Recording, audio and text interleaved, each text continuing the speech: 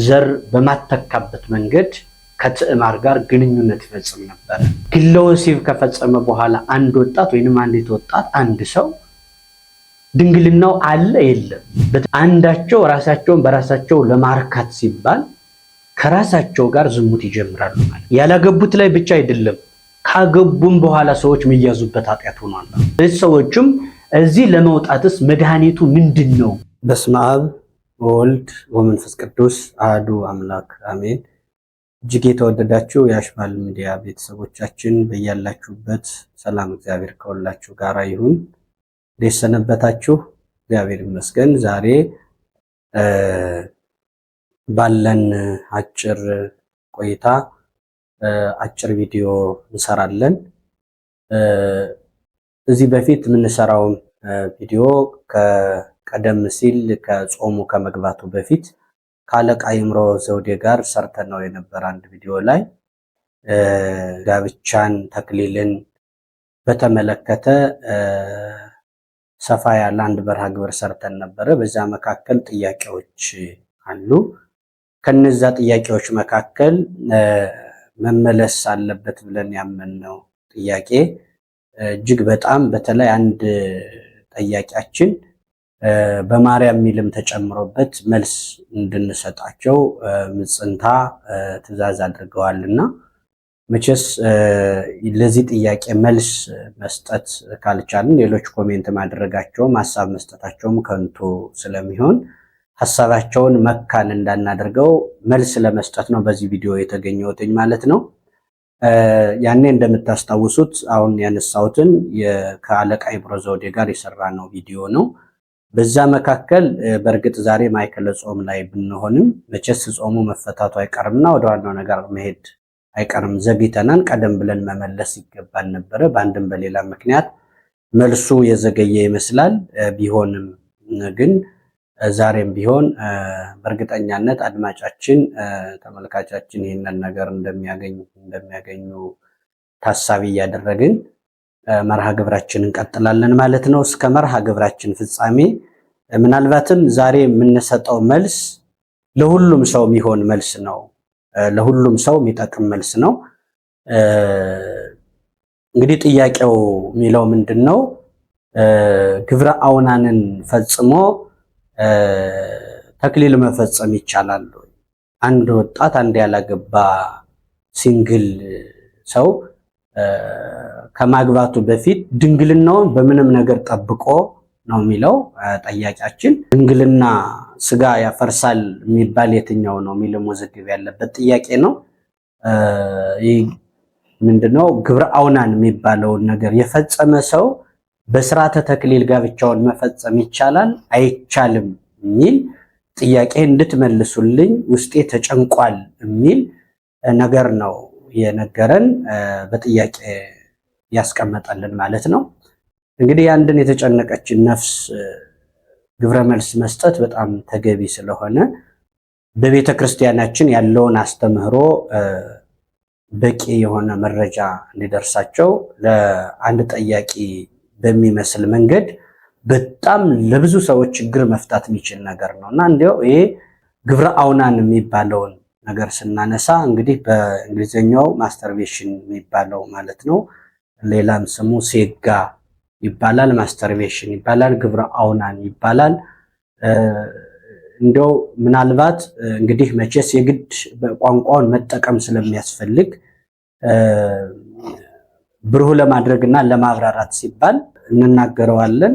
አንድ ግለሰብ ይሄ ሴጋም ይባል ማስተርቤሽን ይባል ግብረ አውናን ይባል ግለ ወሲብ መፈጸም ማለት ነው እና ሐሳቡ እሱ ላይ የተነሳ ጥያቄ ነው። ይሄ ነገር በነገራችን ላይ ለሁሉም ሰው ይጠቅማል የምንለው መልሱ ለሁሉም ነው ያገለግለው ማለት ያስፈልገው ለሴቶችም ለወንዶችም ላገቡትም ላላገቡትም ለስጋውያንም ለመንፈሳውያንም ለሚባሉ ሰዎች ሁሉ የእያንዳንዱን ጓዳ የሚመታ ነው። ምናልባት ዛሬ በጥያቄያችን ሚዲያው ላይ መርሃ ግብሩን ቪዲዮውን በመከታተል ያነሳው ጥያቄ ስለሆነ እንጂ እንዲሁ በተደጋጋሚ በስልክም በአካልም የሚጠይቁን ሰዎች አሉ። በጣም አደገኛ የሆነ ኃጢአት ማይመስል የኃጢአት አይነት ነው ይህ ግብረ አውናን። በጣም አደገኛ የሆነ ኃጢአት ነው። ግን ኃጢአት አይመስልም። ሰዎቹ እስካሁን ድረስ በጣም ክፉ የሚያደርገው ደግሞ ይህንን ኃጢአት ሰዎቹ ኃጢአት ነው ብለው አለማመናቸው ነው። ኃጢአት ነው ብለው ማያምኑ በጣም ብዙ ሰዎች አሉ። ስለዚህ ኃጢአት አይደለም ብሎ ላሰበ ሰው ደግሞ በዚህ ኃጢአት ይያዛል። በዚህ ኃጢአት የተያዘ ሰው ደግሞ መውጫ የሌለበት አዘቅት ውስጥ ነው የሚወድቀውና እንደው ይህንን ግብረ አውናን የሚባለውን በምን መንገድ ነው እንደ መጽሐፍ ቅዱስ እስኪ እንመልከተው። ግብረ አውናን ምንድነው የሚለው እንደ መጽሐፍ ቅዱስ አንድ ጊዜ እንደ መነሻችን መጽሐፍ ቅዱስ ነውና እሱን አንበነው እንመለስ እንከታተላለን ማለት ነው። ኦሪት ዘፍጥረት ምዕራፍ 38 ከቁጥር 1 ጀምሮ ማንኛውም ሰው ታሪኩን ማንበብ ይችላል ማለት ነው። በዚያም ወራት እንዲሆነ ይሁዳ ከወንድሞቹ ተለይቶ ወረደ፣ ስሙን ኤራስ ወደሚሉት ወደ አዶላማዊው ሰው ገባ። ከዚያም ይሁዳ የከነዓናዊውን የሴዋን ሴት ልጅ አየ፣ ወሰዳትም፣ ወደ እርሷም ገባ፣ ጸነሰችም፣ ወንድ ልጅንም ወለደች። ስሙንም ኤር ብላ ጠራችው። ደግሞም ጸነሰች፣ ወንድ ልጅንም ወለደች። ስሙንም አውናን ብላ ጠራችው። እንደገና ደግሞ ወንድ ልጅን ወለደች። ስሙንም ሴሎም ብላ ጠራችው።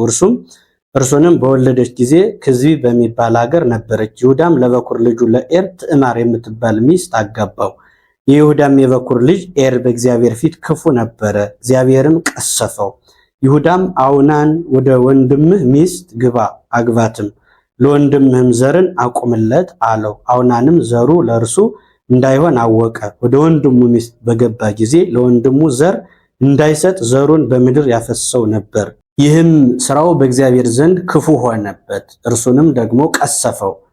አድማጮቻችን እንግዲህ እንደተመለከታችሁት ያነበብኩት መጽሐፍ ቅዱስ ለምንድን ነው መጽሐፍ ቅዱስን ማንበብ የፈለኩትኝ በቃል ዝም ብዬ ማልናገረው ለምንድን ነው? ያው ይሄ ቅዱስ የእግዚአብሔር እስትንፋስ የሆነውን ቅዱስ መጽሐፍ ምክንያት አድርገን እየተነጋገርን መሆናችን ለእናንተም ለህሊናችሁ ዋስትና የሚኖረው መጽሐፉ ሲነበብ ተገልጦ ነው። ይህም መጽሐፍ ሁሉም የሚስማማበት መጽሐፍ ነው፣ መጽሐፍ ቅዱስ ነው እንጂ የኛን ስሜት እንዳልሆነ እንድትረዱልን ነው። በዚህ መጽሐፍ ቅዱስ የእግዚአብሔር እስትንፋስ በሆነው ቅዱስ መጽሐፍ ውስጥ እያለን ያለ ምንድነው? ግብረ አውናን የሚባለውን ስራ የሚፈጽመው አካል ወይንም ማስተርቤሽን ያልነውን ጉዳይ የሚፈጽም አካል እዚህ ላይ እንደተቀሰፈ ነው ያነበብነው ማለት ነው። ነገሩ እንዲህ ነው። የይሁዳ 3 ወንድ ልጆች ነበሩት። ይሁዳ ማለት ከያዕቆብ ከ12ቱ ልጆች አንዱ ማለት ነው። ያዕቆብ 12ቱ ነገድ የምንላቸው ከ12ቱ ልጆች አንዱ ይሁዳ ነው። ይሁዳ 3 ወንድ ልጆችን ይወልዳል። የመጀመሪያው ኤር ይባላል፣ ሁለተኛው አውናን ይባላል። አሁን የዚህ ታሪክ ባለቤት ማለት ነው። ሶስተኛው ሴሎም ይባላል እና ይሁዳ ለበኩር ልጁ ለኤር ለሚባለው ለመጀመሪያ ልጁ ኤር ማለት ሲተረጎም ፀሐይ ማለት ነው። ለኤር ለመጀመሪያ ልጁ ትዕማር የምትባል የአይዛብን ሴት ያጋባዋል። እችን የአይዛብ ሴት ያገባና አባቴ እኔን ባይወደኝ ነው ከእስራኤል ሳያጋባ ከአይዛብ እኔን ያጋባኝ ለምን ይሆን ብሎ አባቴ አይወደኝም ወደሚል ስሜት ውስጥ ገባ። ነገር ግን ሚስት ብሎ ተቀበለ፣ አገባት። ለሌላ ሰው መሆን እየቻለች ተቀበለና ሌላም እንዳታገባ ባላላት ተብላ ካገባት ከተቀበላት በኋላ ግን ንቋት እየተጸየፈ ማይደርስባት ሆነ። በምንጣፍ አንድ ለመሆን ግን ፈቃደኛ አልነበረም። ኤር የይሁዳ የበኩር ልጅ ማለት ነው። በዚህ ምክንያት እግዚአብሔር ትዕቢት ስለማይወድ በትዕቢቱ ምክንያት ቀሰፈው። የይሁዳ የበኩር ልጅ ተቀሰፈ ማለት ነው። በሕጋቸው በስርዓታቸው አንድ ሰው ዘር ሳይተካ ሳይወልድ ከሞተ ለታናሽ ወንድሙ ትሰጥና ታናሽ ወንድሙ ልጅ ወልድና የሚወለደው ልጅ ግን ዘር ሳይተካ በሞተው ስም ይጠራልና ዋርሳያን ወርሶ ይወልዳል። የተሰጠውና በሱ ህጋዊ ነው ማለት ነው። ተሰጠዋለች፣ ይቀበላል፣ ሚስቱ ያድርግና ይወልዳል። ልጁ ግን ዘር ሳይተካ በሞተው ይጠራል ማለት ነው። እና ልክ እንደዚህ ሆኖ እያለ በዚህ መካከል ግን ሁለተኛው አውናን የሚባለው የዚህ ታሪክ ባለቤት የይሁዳ ሁለተኛው ልጅ ማለት ነው። አውናን የሚባለው ትዕማርን ከተቀበለ በኋላ አንድ ነገር ትዝ አለው። ይሄ ዘር እቺ ሴት ከኔ ብትወልድ ልጁ በእኔ ስም አይጠራም፣ በወንድሜ ስም ነው የሚጠራ። በእኔ ስም ማይጠራ ከሆነ የወንድሜ ስም አጠራሩ ይጥፋ ብሎ በምቀኝነት ዘር ተክቶ የወንድሙ ስም አጠራር በምድር እንዳይኖር ዘር በማተካበት መንገድ ከትዕማር ጋር ግንኙነት ይፈጽም ነበረ። ስለዚህ ይህንንም ሲያደርግ መጽሐፍ ቅዱሱ በቀጥታ እንዳየነው ግብረ አውናንም ተብሎ እንዲጠራ ያደረገው ሴጋ የምንለው ወይንም ማስተርቤሽን ያልነው እሱ ምንድነው? ግብረ አውናን ተብሎ እየተጠራ ነው እንደምናውቀው። በዛ መካከል ሴቲቱ ዘር እንዳትጸንስ ግንኙነቱን ሩካቤውን ያደርጋል፣ በምንጣፍ አንድ ይሆናል። ነገር ግን ግንኙነት ከፈጸመ በኋላ ዘሩን አውጥቶ ከውጭ ያፈሰው ነበር ነው የሚለው ቀጥታ መጽሐፍ ቅዱሱ ቃል በቃል ነጠላው መጽሐፍ ቅዱስ የሚነግረን ግንኙነት ያደርጋል፣ ሩካቤ ያደርጋል። ነገር ግን ዘር እንዳትተካ ዘረ ቆርጥም እንድትሆን ከውጭ ያወጣና ዘሩን ያፈሰው ነበረ። በዚህ ምክንያት እግዚአብሔር ይህን ሰው በመቅሰፍት መታው ይላል፣ ተቀሰፈ ይላል። ስለዚህ ግብረ አውናን የሚባለው ለመቅሰፍት የሚያበቃ በጣም ከባድ የሚባል ኃጢአት ነው። ግብረ አውናን በጣም አደገኛ የሆነ ኃጢአት ነው። ስለዚህ ይህ ኃጢአት በመጽሐፍ ቅዱስ ምን አይነት ኃጢአት ነው ከተባለ አሁን ሰዎች እየጠየቁ ያለ ግብረ አውናን ፈጽሞ ግለ ወሲብ ከፈጸመ በኋላ አንድ ወጣት ወይንም አንዲት ወጣት አንድ ሰው ድንግልናው አለ የለም፣ በተክሊል ማግባት ይቻላል አይቻልም እያለ እየጠየቀ ነው። መጽሐፍ ቅዱስ ግን እያለን ያለ ምንድን ነው? ተቀሰፈ ነው የሚለን።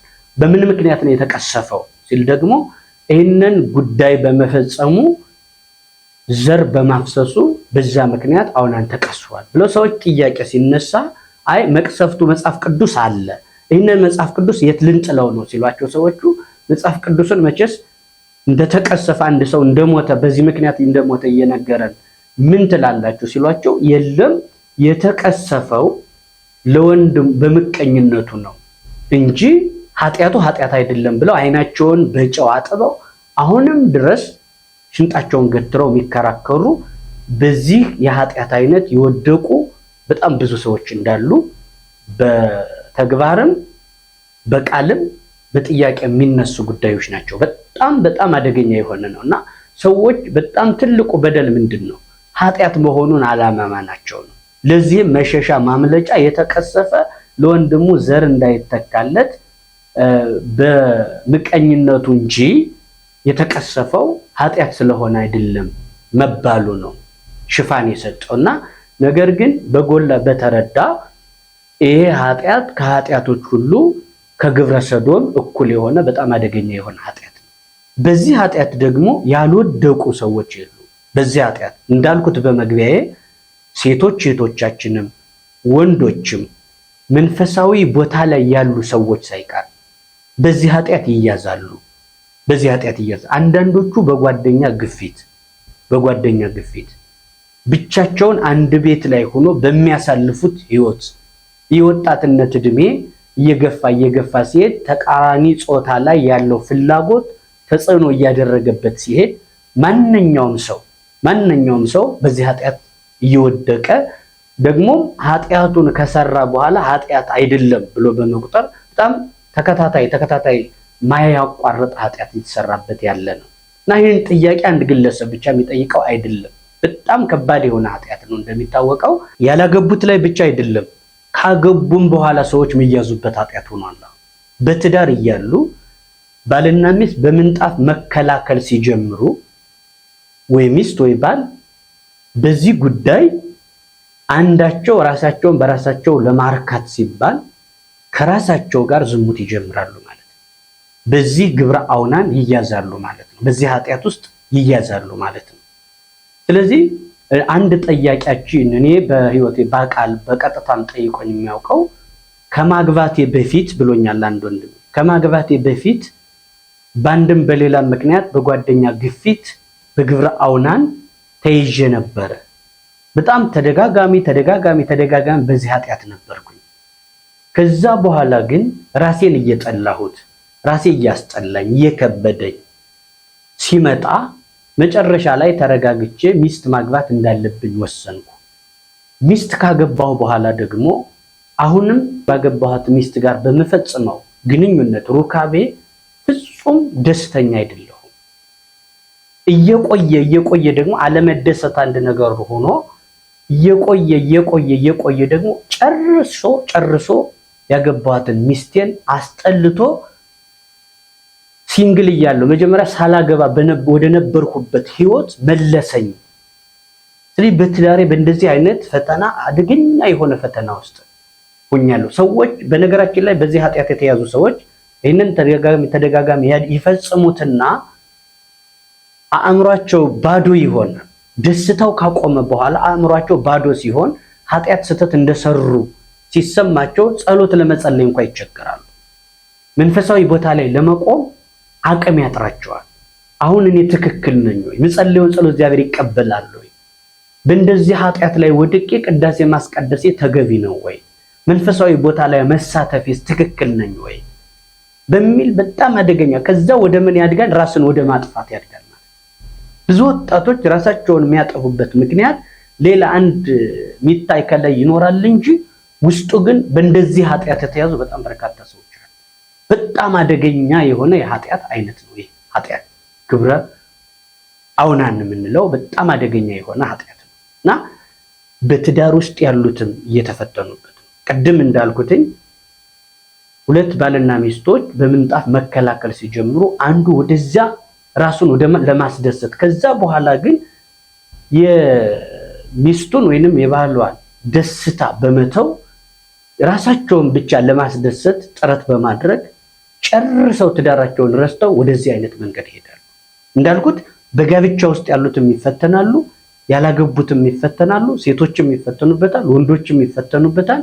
መንፈሳዊ ቦታ ላይ ያሉት ሳይቀር ሰዎች የሚወድቁበት የኃጢአት አይነት ነው። ደግሞ በጣም አደገኛነቱ በምቀኝነቱ እንጂ የተቀሰፈ ዘሩን ከውጭ በማፍሰሱ ግብረ አውናን የሚባለውን ያን በመፈጸሙ አይደለም ብለው ደግሞ ድርቅ በማለታቸው ነው። ይህ በጣም ከባድ ኃጢአት ነው። ካልዮ ኃጢአት አልፎ ወደ ተግባር ኃጢአት ወደ ገቢር ያደገ ነው። ምክንያቱም አሁን አባቶቻችን ምን ይላሉ? የሐልዮ ኃጢአት የሚባለውን ሲንተነትኑ የሐልዮ ኃጢአት አለ፣ ይሄ ነቃ ሐልዮ የሚባል አለ። ከዛ ደግሞ ሐልዮ እዛ ቁርጥ ሐልዮ አለ።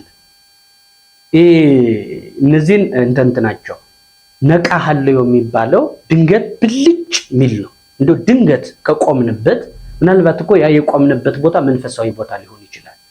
ምናልባትም ቅዳሴ እያስቀደስን ሊሆን ይችላል። ኪዳን እያስደረስንም ሊሆን ይችላል። ታምር እያደመጥንም ሊሆን ይችላል። ታምረ ማርያም እየሰማን ሊሆን ይችላል። ብቻ መንፈሳዊ ቦታ ላይ እንኳን ቆመን ብልጭ የሚል ነቃ ሐልዮ የሚባል የኃጢአት ብልጭታ አለ። የሐሳብ ትንታ፣ የትንታ ኃጢአት ይባላል። ስለዚህ ያንን ግን ምን እናደርጋለን? ልክ ብልጭ ሲል ሐሳቡ ወዲያው ሳናጣጥመው፣ ሳናመነጅከው፣ ሳናዘገየው በስመ አብ ወወልድ ወመንፈስ ቅዱስ አሐዱ አምላክ ብለን አማትበን ሐሳቡን ውድቅ እናደርገዋለን።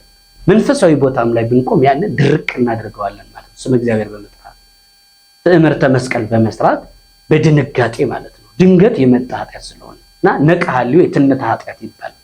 ሐልዮ የሚባለው ደግሞ እንግዲህ ከቁርጥ ሐልዮ ዝቅ ያለ ነው። ለምሳሌ ይላል ተርጓሚያችንም ይናገራል። ሁለት ሰዎች ወይም አንድ ሰው ስርቆ ቢሄድ ለመስረቅ የአንድን ሰው ቤት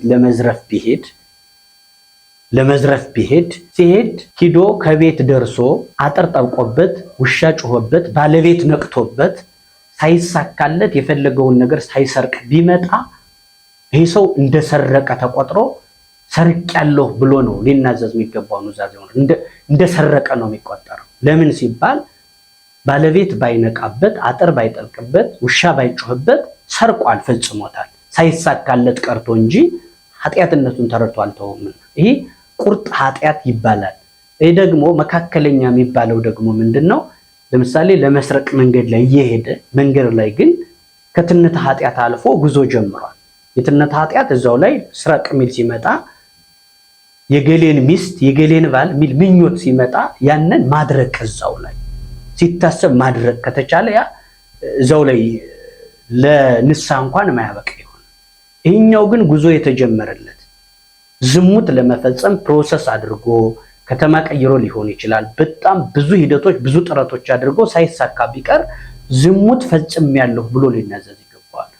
ጉዞ እየሄደ ግን መንገድ ላይ እየሄደ ለዝሙትም ይሁን ለስርቆት እየሄደ መንገድ ላይ ግን ይህን ነገር እኮ እግዚአብሔር አያስበውም የሚል በጎ ሐሳብ አሸንፎት በቃ ትክክል አይደለም ሂደት መንገድ እዚህ ላይ መቆም አለበት ብሎ ባለበት ቢቆም እንኳን እንደ ቁርጥ ሐልዮ ሰርቋል ዘሙቷን ተብሎ ቀኖና ባይሰጠውም በሰይጣን ጦር ተወግቷልና ተመጣጣኝ ቀለል ያለ ቀኖና የሚያሻዋል ብለው ይናገራሉ። ግብረ አውናን ብለን የምንጠራው ግን ከነቃ ሐልዮ አልፎ ራሳችን ለማስደሰት ቁርጥ ሐልዮ የሚባለው በተግባር እያደረግን ነው።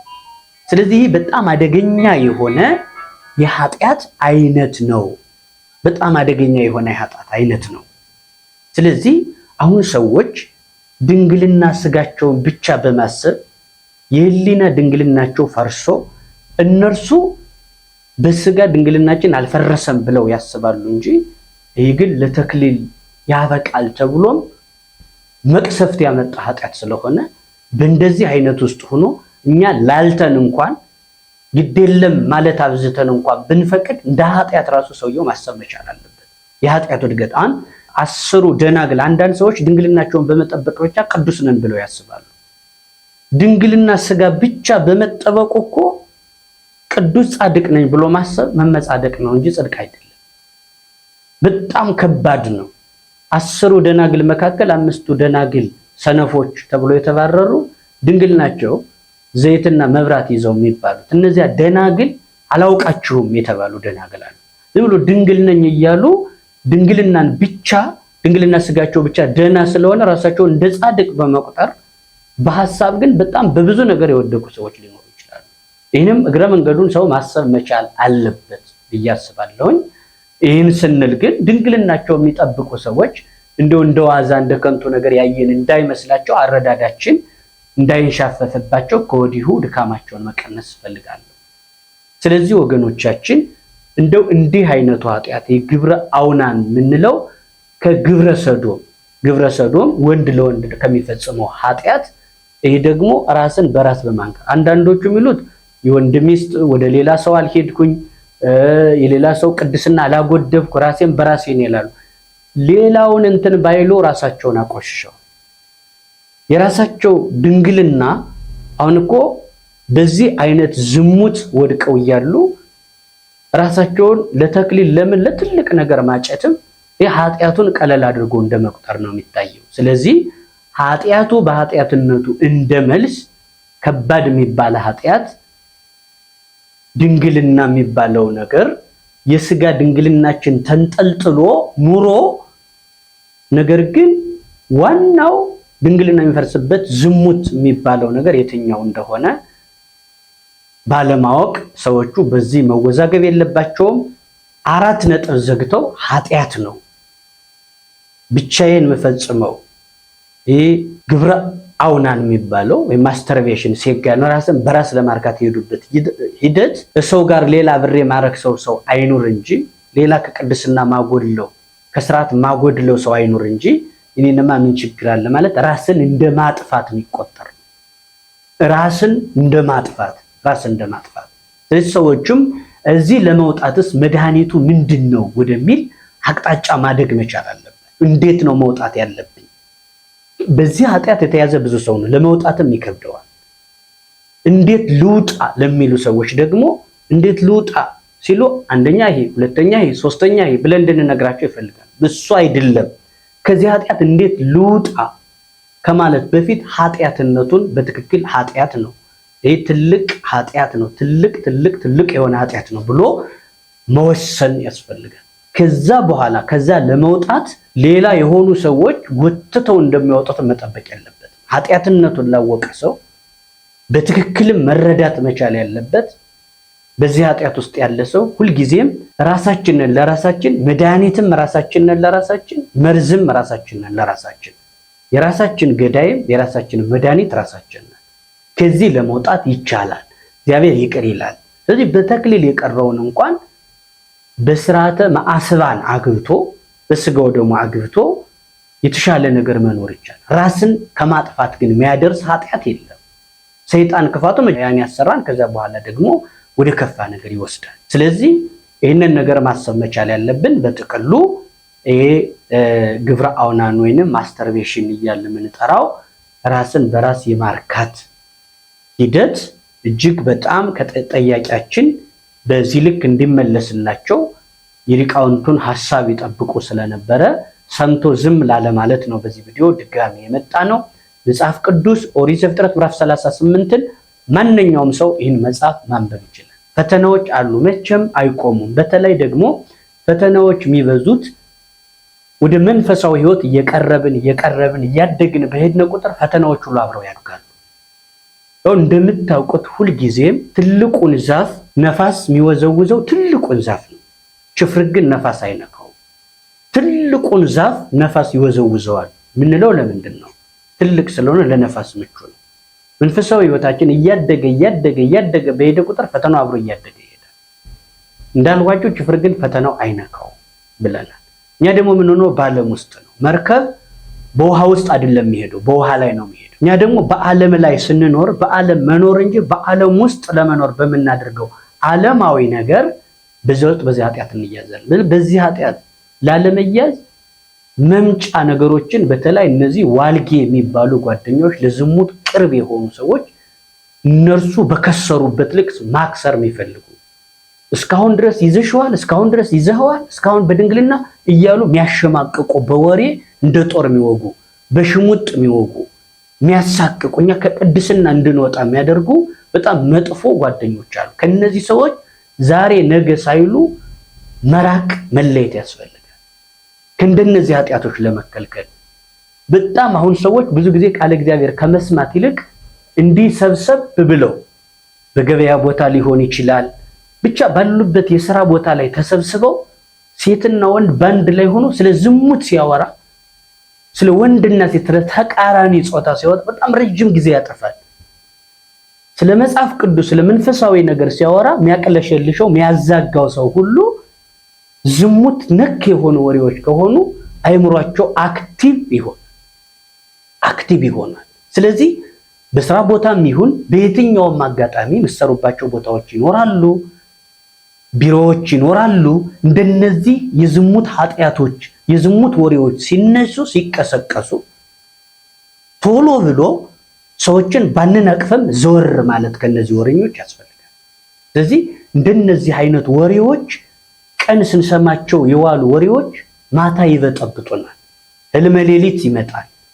ወደዚህ ሐሳብ እንደኔ ደግሞ እንደዚህ ያለም ኃጢአት አለ እኔ አላውቀውም እስካሁን አታውቀውም ሲሉ እኔ ባላገር ነኝ ማለት ነው ፋራ ነኝ ማለት ወደሚል ኃጢአት እንዲሄዱ ተጽዕኖ ያሳድራል ጓደኛ። በዛውም ላይ እግረ መንገዱን ብቻችሁን የምትኖሩ ወጣቶች፣ በአንድ ቤት ውስጥ ብትኖሩ በአንድ ዶርም ውስጥ የምትኖሩ ወጣቶች ካላችሁ እርቃናችሁን ያለ ልብስ ብቻችሁን መቆም መተኛትም አስፈላጊ አይደለም። ልብስ መልበስ ያስፈልጋል። ራቁትን መሆን በራሱ ለእንደዚህ አይነት ኃጢአት ያጋልጣል። የራስን ገላ መላልሶ ማየትም አስፈላጊ አይደለም። በጣም ለዝሙት ያጋልጣል። የራስን ሰውነት ከራስ ጋር ዝሙት መግጠም ይጀምራል። ስለዚህ የራስን ሰውነት የራስን አካል እየደጋገሙ እያዩ እያደነቁ ራቁታቸውን ከቆዩ ወደዚህ የኃጢአት አይነት ይሄዳሉ። ስለዚህ ብቻቸውን በአንድ ጠባብ ዶር የሚኖሩ ወጣቶችም ቢሆን ራቁታቸውን ሆኖ በአንድ ቤት መሆን የለም። ልብሳቸውን ለብሰው መጽሐፍ በማንበብ እንዲህ አይነቱን ኃጢአት መቋቋም ይገባል። ከተፈጸመም ራስን ከማጥፋት ይልቅ ወደ ንስሐ አባት መጥቶ ወደ ቤተክርስቲያን መጥቶ መጽሐፍ በማንበብ በንስሐ ወደ መታከም መምጣት እንጂ ራስን ወደ ማጥፋት ራስን ወደ መጥላት በመንፈሳዊም በስጋዊም አረባም ብሎ ወደ ማሰብ ነገር መሄድ እጅግ በጣም አሳዛኝ የሆነ ጉዳይ ነው እያልኩኝ እንግዲህ እንደምታውቁት ባለትዳሮችን እንደዚህ አይነት ፈተናዎች ሲመጡ እኮ አንዳንድ ጊዜ ብቻችን ስንሆን ስለሚመጡ ምናልባት ከሰው ጋርም ሄዶ በመደረብ ኃጢአቱን ማሸነፍ ይችላል። በጣም ከአቅም በላይ ሲሆን ደግሞ የሚነገር አባቶቻችን በምሳሌ የሚናገሩት አለ። በጣም የሚዋደዱ ባልና ሚስቶች ብዙ ልጆች ወልደው በድንግልና ተጠብቀው ኑሮ ልጆችን ወልደው ካደጉ መጨረሻ ልጆቻቸውን ለቁም ነገር ካበቁ በኋላ መጨረሻ ላይ ሂደው መጨረሻ ላይ እንግዲህ መመንኮስ አለብን ለቁርባን መብቃት አለብን ብለው ተስማምተው ፈቅደው ጥቂት ጊዜ እስኪ እንደው በምንጣፍ ተከላክለን እንየው፣ እንችለዋለን አንችለውም፣ ዝሙት ይመጣል አይመጣም የሚለውን ለብዙ ጊዜ ራሳቸውን ሲፈትሹ ዝሙት የሚባል ነገር ይጣፋላቸውና ወደዛ እንደሚሄዱ ወስነው ዘመድ ጠርተው ድግስ ደግሰው ልጆችን ጠርተው ይህንን ቁርባን ፈጽሞ ወደ ምንኩስና ለመሄድ ይህንን ካደረጉ በኋላ መጨረሻ ላይ በዛ ሌሊት ሰው ሁሉ ተበትኖ ወደየ ግል ምንጣፋቸው ሲሄዱ ባልም ሚስትም በዚህ ዝሙት ተፈተኑ ይላል። ሁሉ ነገር አልፎ ያመክሮ በእነሱ ያመክሮ ጊዜ የሚሉት ሁሉ ፈትነው ያለፉበት ጊዜ ካለፈ በኋላ መጨረሻ ላይ ግን በዛች ሌሊት ለቅዱስ ሥጋው ለክቡር ደሙ በጣም ለተሻለው ክብር በቁርባን በበቁበት በዛ ቀን ፈተናቸው። ባልም ወደ ምንጣፉ ሚስትም ወደ ምኝታዋ ለመሄድ በጣም ተፈተኑ። በባልም በሚስትም ፈተና የሰይጣን ጾር ወጋቸው፣ ተፈተኑ። ስለዚህ ሊፈተኑ ሲሉ ባልና ሚስቱ የወሰዱት መፍትሄ ምንድነው? በጋራ ሆነው አብረው ጮሁ። ድምቅ አድርገው ቤታቸውን ባልና ሚስቱ ጮሁ። ሲጮሁ ድሮ በወጣትነታቸው ያልሰማንባቸው ነገር ምን መጣ ብሎ ጎረቤቱ ተሯሩጦ ሲመጣ ምን ሆናችሁ ሲሏቸው ይህ ለምንኩስና እስከምን በቃ የታገሰን ክፉ መንፈስ አሁን የዝሙት መንፈስ በዚህ ዕለት ተነሳብን ብለው በአደባባይ በሰው መካከል አሳፈሩት። እዛ እንዳፋፍሮት ሆኗቸው ተጠብቀው ኖሩ ብለው ይናገራሉ። አንዱ ብቻን መሆን በራሱ በተጨማሪ ደግሞ እነዚህ ዘመናዊ ፊልሞችን ማዘውተር በጣም አደገኛ ወደዚህ ነገር ይገፋል። በጣም ዘመናዊ የሚባሉ ፊልሞች አሉ። አሁን ይሄ ማህበራዊ ሚዲያው ለብዙ ነገር ያጋልጣል። አእምሯቸውን ገና እንደው ለአቅመ ሔዋን ለአቅመ አዳም ያልደረሱትን በፍጥነት ወደ ዝሙት እንዲሄዱ። አሁን ብዙ ወጣት እኮ የት ላይ ነው ትኩረት የሚያደርገው? ሚዲያው ላይ የት ላይ ነው ትኩረት የሚያደርገው? ቃል እግዚአብሔር እኮ በፍጹም አይሰማም። ረጅም የፌስቡክ ጽሁፍ ረጅም ጽሁፍ አያነብም። ሲጀመርም ትልልቅ የሚባለው ማለት ወጣት የሚባለው ክፍል ፌስቡክ ላይ ዩቲዩብ ላይ ብዙም አይደለም፣ ቲክቶክ ላይ ነው ያለ። ቲክቶክ ሌሎች በቃ ኢንስታግራም ሌሎችንም እያንዳንዱን መገናኛ መረቦችን ስናያቸው አጥምደው ጠምዝዘው ወስደው በኃጢአት ቢጨፈልቁ ወደ ግብረ አውናን የሚያደርሱ በጣም ብዙ ማህበራዊ ጉዳዮች ደግሞ አሉ። ፊልሙ ምኑ እንደነዚህ አይነት ነገሮች ላይ በተለይ ሊተኙ ሲሉ መጽሐፍ ቅዱስ አንብቦ ጸሎት ጸልዮ ነው መተኛት። ዝም ብሎ እንደዚህ አይነት ዓለማዊ ፊልም ዓለማዊ ነገር ሲያዩ ቆይቶ ከተኙ እልመሌሊቱም እንደዚህ አይነት ፈተናውም ይመጣልና ቅድመ መከላከሎችንም ማድረግ ያስፈልጋል። ወጣቶች ግብረ አውናን እጅግ ከግብረ ሰዶም ያልተናነሰ ከባድ የሆነ ኃጢአት ነው። ከብዙ ነገር ያደርሳል። ማለት ምን ማለት ነው? ራስን እስከ ማጥፋት የሚያደርስ ባዶነትን፣ ወደ ጭንቀት፣ ወደ ሌላ እግዚአብሔር ወደማይወደው አቅጣጫ የሚወስድ ተደራራቢ ተጽዕኖ ያላቸው ነገሮች የሚያስከትል ከባድ ኃጢአት ነው ብለን በዚህ ልክ መልስ እንዲሆን ነው ዛሬ መናገር። አጭር ቪዲዮ ነው መናገር ያሰብነው፣ ግን ረዘመ መሰለኝ። ከዚሁ ብንተው ይሻላል። ያነሳናቸው የሐልዮ ኃጢአቶች አሉ። ይህ ኃጢአት ግብረ ሰዶም ነው ብሎ በመቁጠር ራስን በራስ ከማርካት ባለትዳሮች ይፈተኑበታል። በተግባርም የታዩበት ነው። ትዳሩ እንዲፈተን ምክንያት ይሆናል። ከዛ ለመውጣት ዋጋ መክፈል አለ። ስለዚህ መቅሰፍት እንደ መጽሐፍ ቅዱስ መቅሰፍት የሚያስከትል በመቅሰፍት የሚያስመጣ ትልቅ በደል ነው የሚለውን በመውሰድ እዚህ ልክ እንድትረዱልን እናስባለን። በሌላ ቪዲዮ እስከምንገናኝ ድረስ ሰላም እግዚአብሔር ከሁላችን ጋር ይሁን። ላይክ፣ ሼር፣ ሰብስክራይብ ያደረጋችሁ ሚዲያውን በባለቤትነት ተከታተሉ። እግዚአብሔር ይስጥልን። እግዚአብሔር ከሁላችን